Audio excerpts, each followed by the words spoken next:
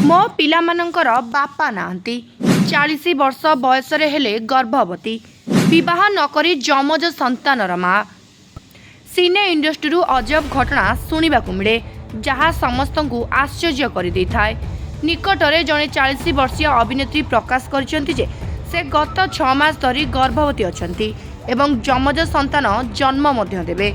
से कहिसंती जे से आईवीएफ माध्यम रे माँ हेबाकु जाउछंती। सबुठारु आकर्षणीय कथा हेउची जे से एपर्यंत विवाह करिनांती। एही अभिनेत्री 2006 मसीह अमिताभ बच्चन एवं अक्षय कुमार का अभिनेता फिल्म फैमिली रे अमिताभ को झियो भूमिका रे अभिनय करथिले। एही अभिनेत्री नाम हेउची भावना रमना। भावना केवल गोटे हिंदी फिल्म रे काम करिसंती। भावना रमना कड़न एवं तमिल चलचित्र रे बहुत सक्रिय। से जड़े शास्त्रीय नृत्यशिल्पी मध्य।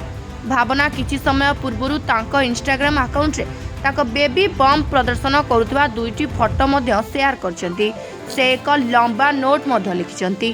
प्रशंसक माने ताकू अभिनंदन जणाउछंती। भावना रमना लिखिछंती जे एक नूतन अध्याय। भावना रमना लिखिछंती एक नूतन अध्याय, एक नूतन लय। मु केबे भाबी नथिली जे मु एहा करिबी। मु केबे भाबी नथिली जे मु एहा करिबी। किंतु मु जणे माँ 6 मासर गर्भवती जमज संतान सहित एवं आनंद रे परिपूर्ण। मोर 20 एवं 30 दशक रे मातृत्व केबे मो मन रे नथिला। भावना रमना लिखिछंती किंतु जेतेबेले मु 40 वर्ष बयस रहिली मोर इच्छा थिला जणे अविवाहित महिला भाव में पथ सहज नथिला। अनेक आईवीएफ क्लिनिक मते सीधा सड़क प्रत्याख्यान कर दिथिला। किंतु तापरे मु बेंगलोर रे जणे डाक्टर को भेटिथिली। से मते समर्थन कले। मु प्रथम प्रयास रे ही गर्भवती होई गली। भावना रमना आहुरी लिखिछंती जे मो बापा भाई भौणी एवं निकटतर लोक माने गर्व एवं प्रेम सहित मो सहित ठिया होइथिले। केतेक मो पसंद उपरे प्रश्न उठाइथिले किंतु मु मो हृदय रे जानिथिली मु एथिपई प्रस्तुत थिली। मो पिला मानकर पिता न थाई पारंती किंतु सेमाने कला संगीत संस्कृति एवं निसर्त प्रेम रे परिपूर्ण घरे बढ़िबे। भावना रमना तांको नोट शेष करी लिखिछंती मु विद्रोह करबा पई एई पथ बाछि नाही। मु मोर सत्य को सम्मान करबा पई या बाछिछि।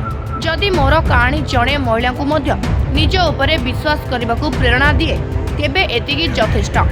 खूब शीघ्र 2टी छोट आत्मा मते माँ बोली डाकिबे एवं एतिकी।